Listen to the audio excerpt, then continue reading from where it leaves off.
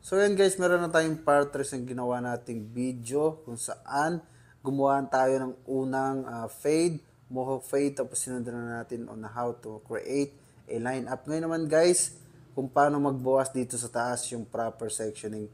Yan guys, inuna ko muna yung front niya, kinat ko muna ng pa straight na ganyan. Yan. So ipit-ipit tayo ngayon guys. Yo, mga teknikan guys. So, inumpisa muna natin yung front. So, pinantay lang natin to guys kasi naka-French crop to eh. Yung taas niya. Yan.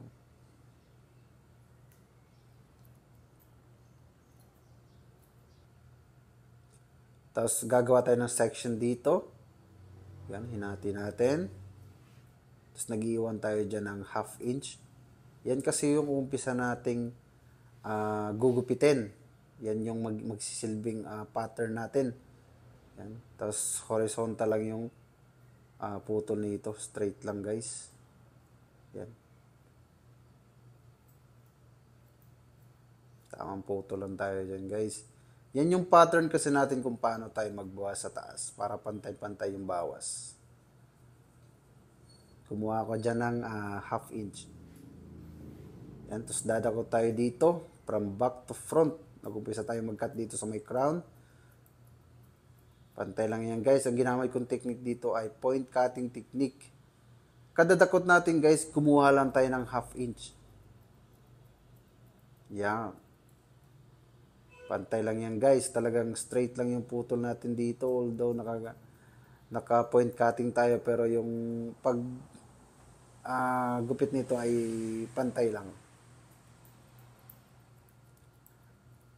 Napakahalaga kasi yung technique na ganito, yung point cutting technique kasi automatic na siya naka-texturize yung kanyang buhok. So, kahit hindi mo na gamitan ng thinning scissor, lalo na sa mga medyo manipis yung buhok, mas i-recommend ko yung point cutting technique kaysa dun sa thinning scissor.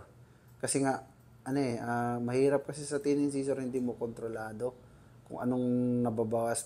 Minsan napapanipis, or minsan kulang sa nipis. At least itong mga point cutting technique, malalaman mo talaga kung magkakalkulado din kung ano lang binawas mo, yung mga ganun.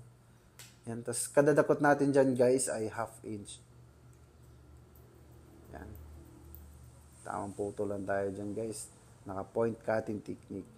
So nag-umpisa tayo magbawas dito sa may left, tapos pangalawa dito sa may right. So ang pattern natin is from crown papunta sa harap. Yan.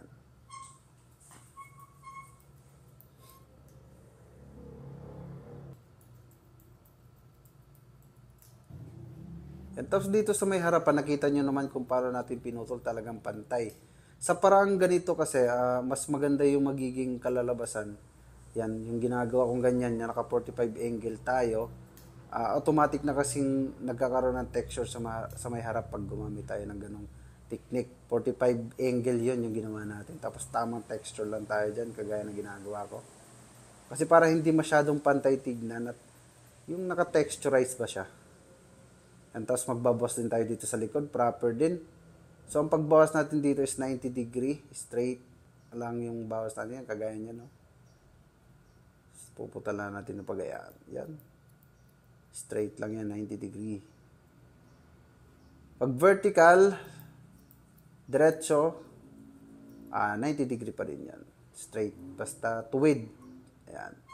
90 degree. Tapos kadadakot din natin dyan, half inch.